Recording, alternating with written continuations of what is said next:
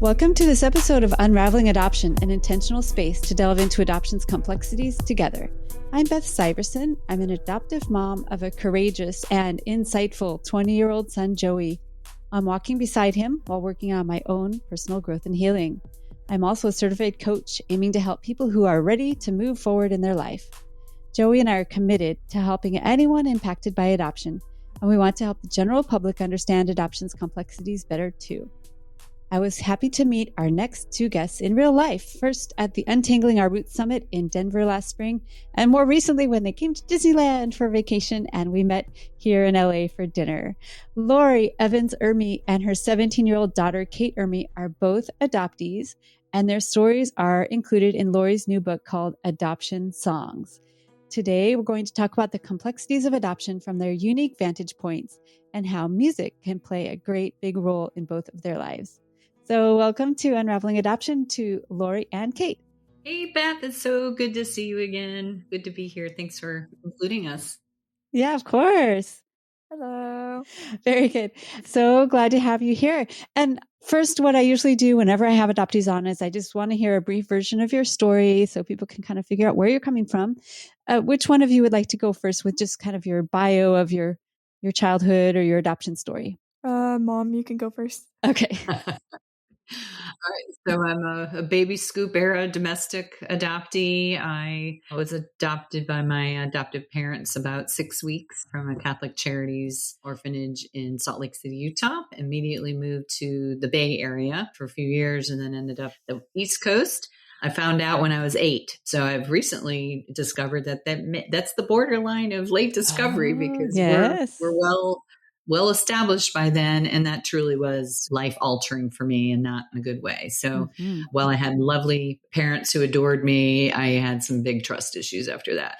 So I basically grew up very typical stories of my era where, you don't talk about it. We moved to a place where we had no family, no friends. So no one knew. I didn't tell a soul till I was 16. Oh, wow. I had shame and, all that. Then I met some people who were adopted. I'm like, oh, I'm adopted too. I was like, wow. Tell anybody. Big secret club. Yeah. And then, I started to come into my own in my 20s. Really never thought about birth family or biological family as I was referring to it at that point in time until I really started adulting and going to doctors' offices and, oh, what's your medical background? I don't know. I'm adopted, all that stuff. So then got a little curious, but really just for medical reasons. I never felt that yearning to connect with biological family.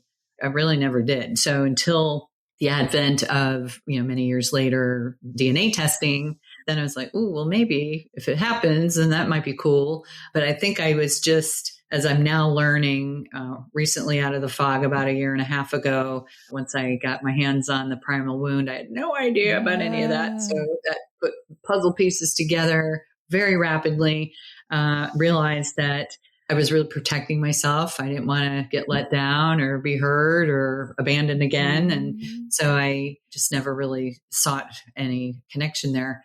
Did get matched with the birth mother. She did not respond to my inquiries. I thanked her for the bravery to do what she had to do. And then I landed in a lovely home and had great parents.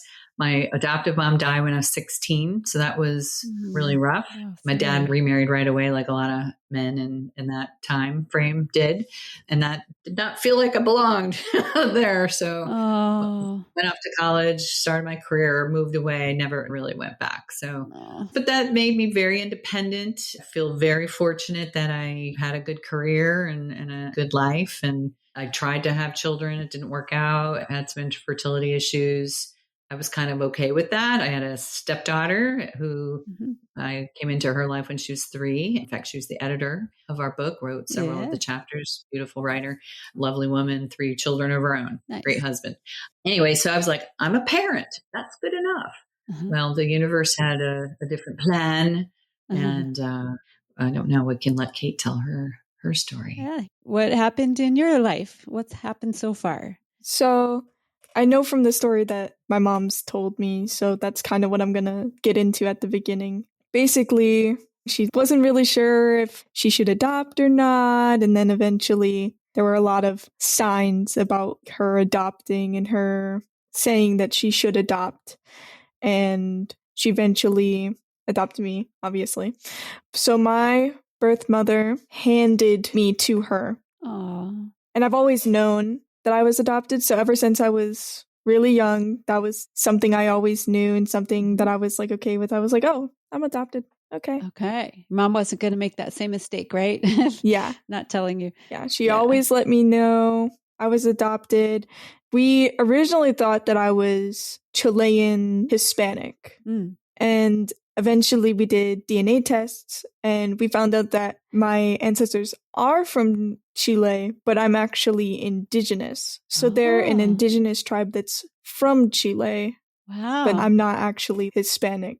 Okay. I see the difference. Wow. Interesting. So that was really interesting when we did that. Maybe there's a trip to Chile in your future. Yeah. Wow.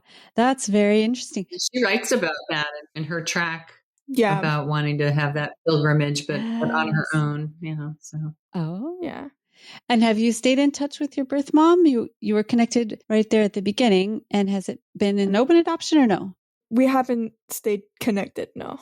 Okay. We wanted an open adoption, but she did not. So we honored her wishes. Okay. Whatever works, for everybody. And you just get dealt the hand you get dealt sometimes, right?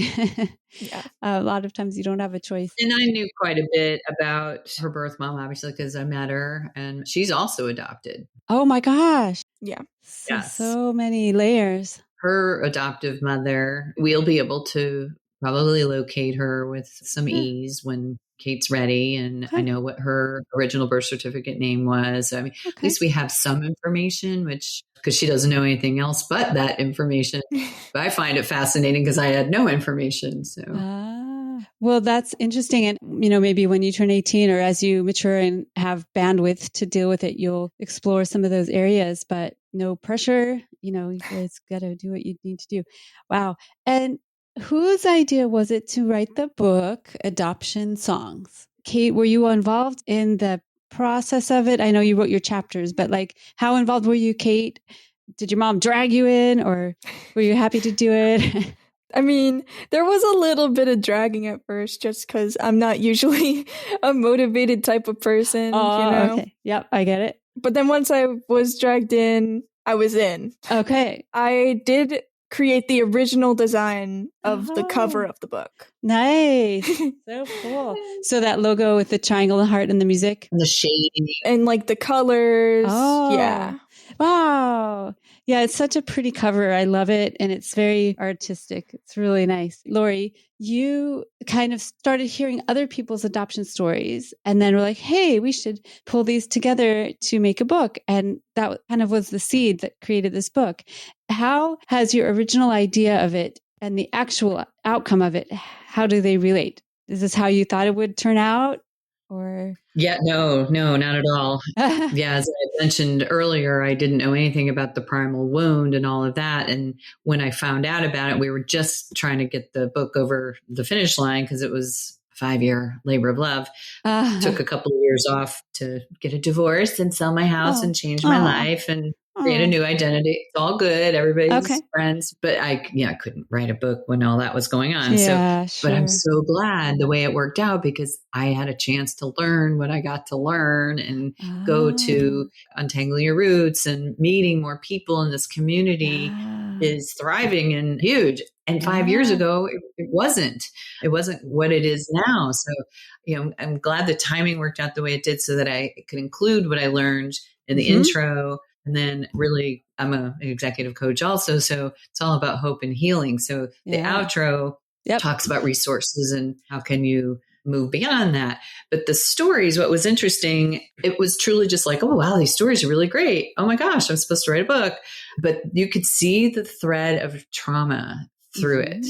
And I never asked the question because I didn't know. It's there. And that's in a way the subtlety about it, I think makes it even more powerful because I wasn't being blatant when I was recording the interviews. Yeah, you weren't going out to expose, the darker sides of adoption. But each story, even the ones that kind of ended happy, each of them have this sense of loss, which is because adoption has inherently a sense of loss.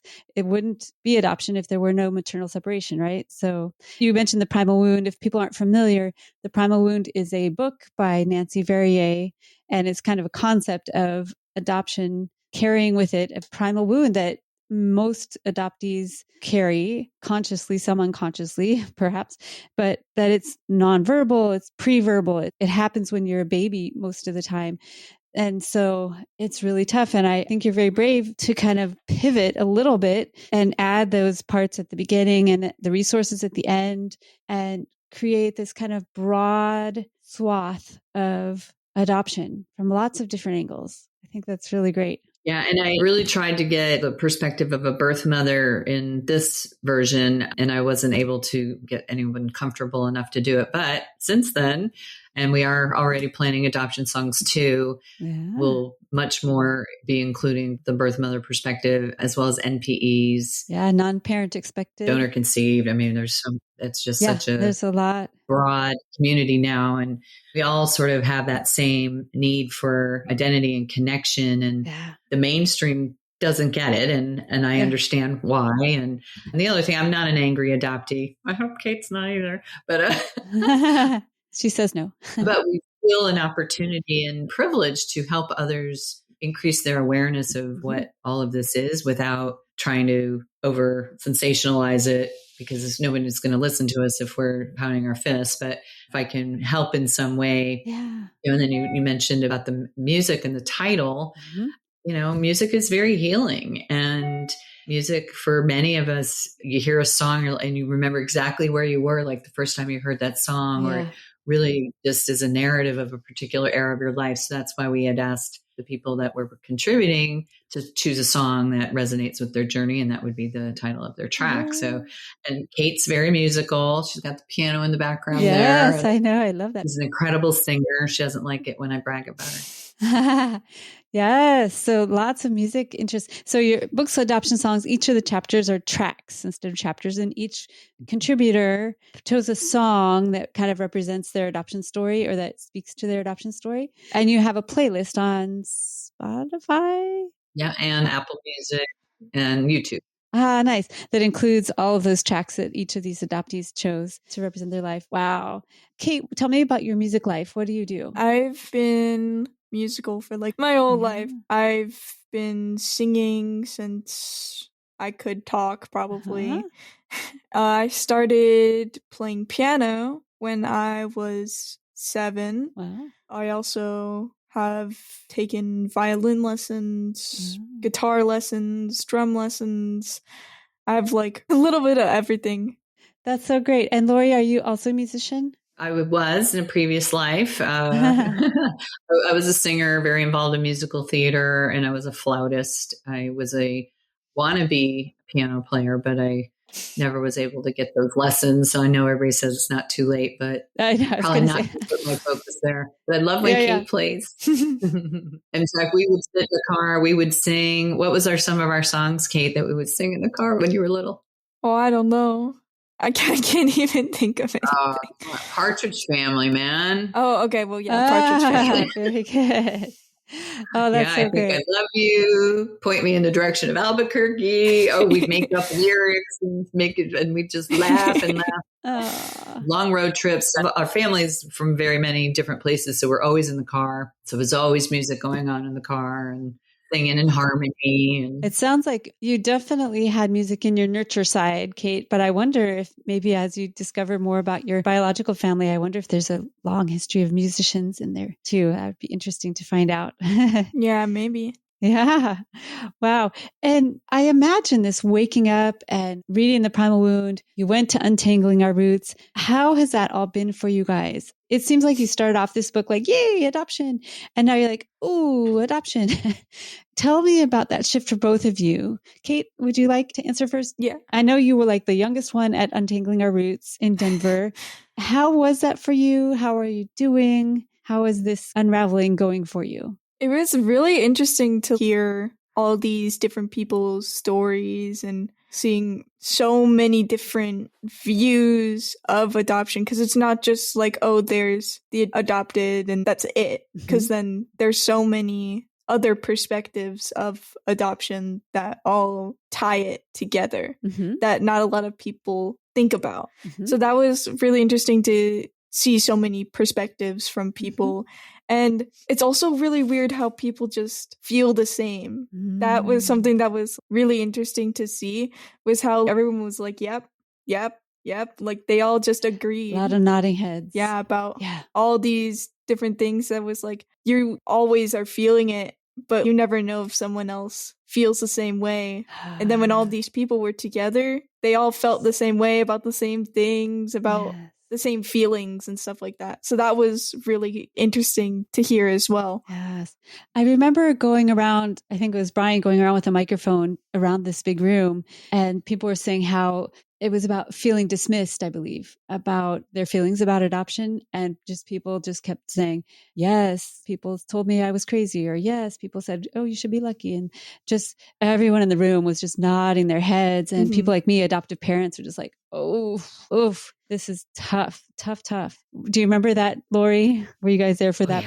Yeah. It was really intense. It was intense. And, you know, coming at it from two sides of the triad, because I didn't know about all this when I adopted Kate. And I don't know how to even say this well, but Kate's birth mom was not really capable of caring for her. So she was not going to ever be raised by her birth mother. She had some issues. So I don't know if that makes it right or better or whatever, but, you know, certainly I adore her and she knows it, and we've got a really amazing connection.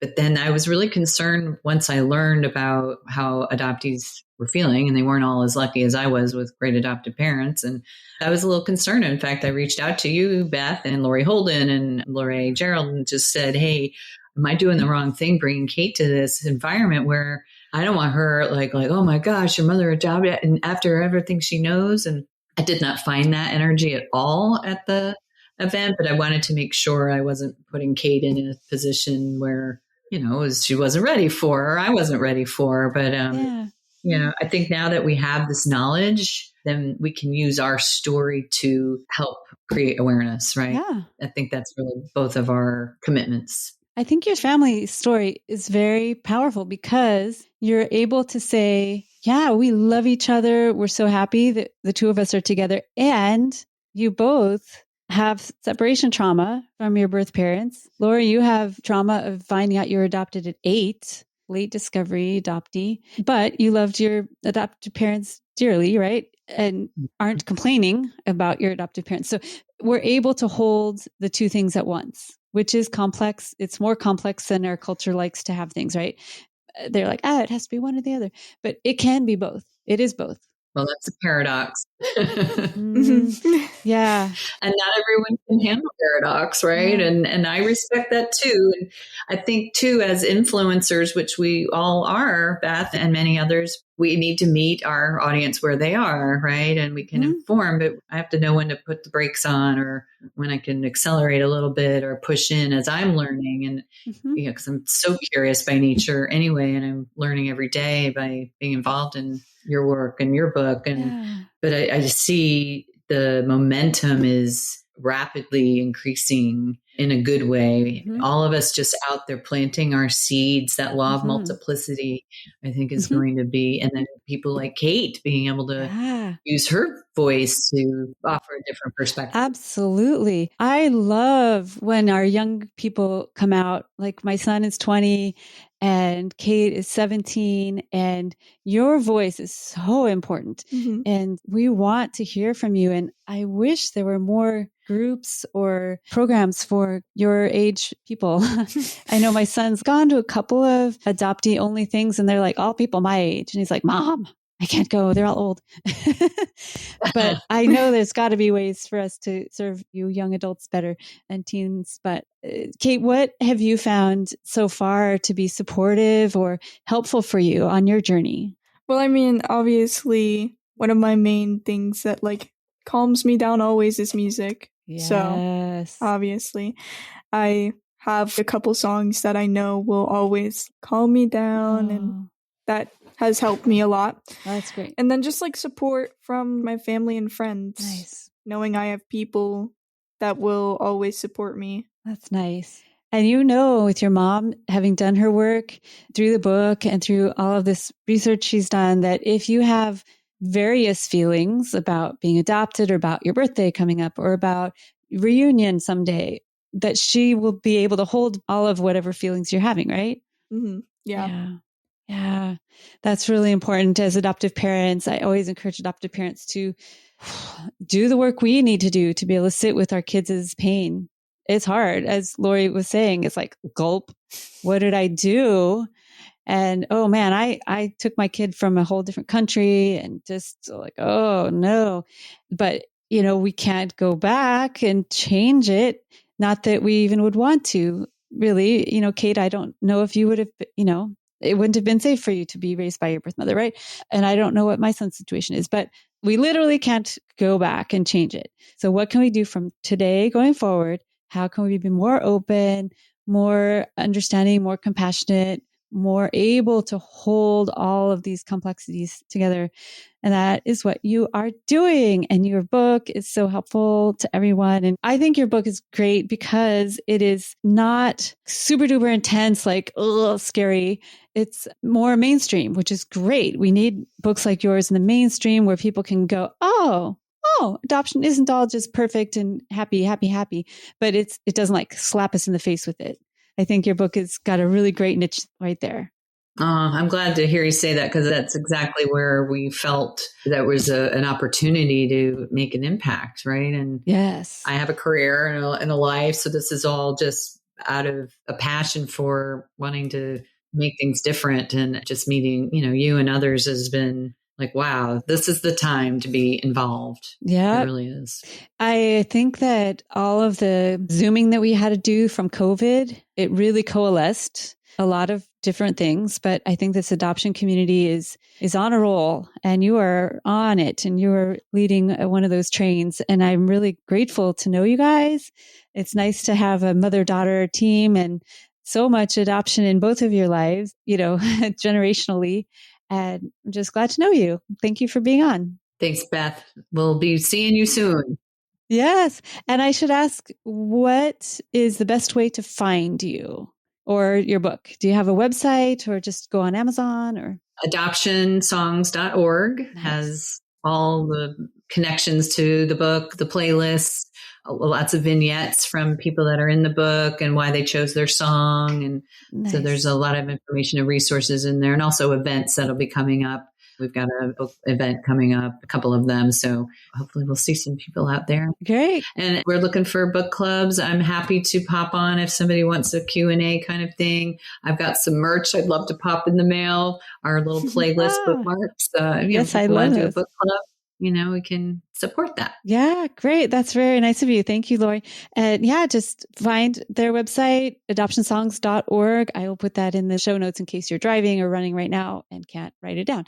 All right. Very good. We'll look them up, and let's support this work by this amazing adoptee duo. Thank you so much for being here.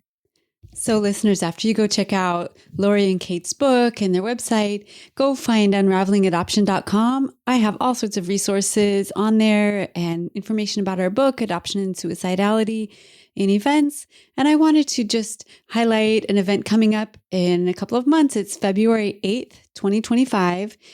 It's called Adoption Healing Quest. And it will be an in-person event in Seal Beach, California, which is near Long Beach in Southern California. I am really looking forward to this event, and I hope lots of you will come out, either who live near LA or who want to come travel to LA in February. Not a bad time of year to get out of worse weather situations. So it's going to involve about 10 practitioners from our Healing the Adoption Constellation database, and we all are going to provide lots of different opportunities for exploring different healing modalities. And on the evening of February 8th, we'll be doing a hybrid screening of Brian Stanton's film At Ghost Kingdom. So there will be information on my website soon. Ticketing will be any day now, and I hope that you will check it out, or at least mark your calendar, reserve February 8th for Adoption Healing Quest. Thank you all for listening. We really are very honored that you took the time to listen to this episode. Please share it with anyone you know that might benefit from hearing from Lori and Kate and hearing about their book. And we just really appreciate you all. And Lori, Kate, and I want you all to stay safe.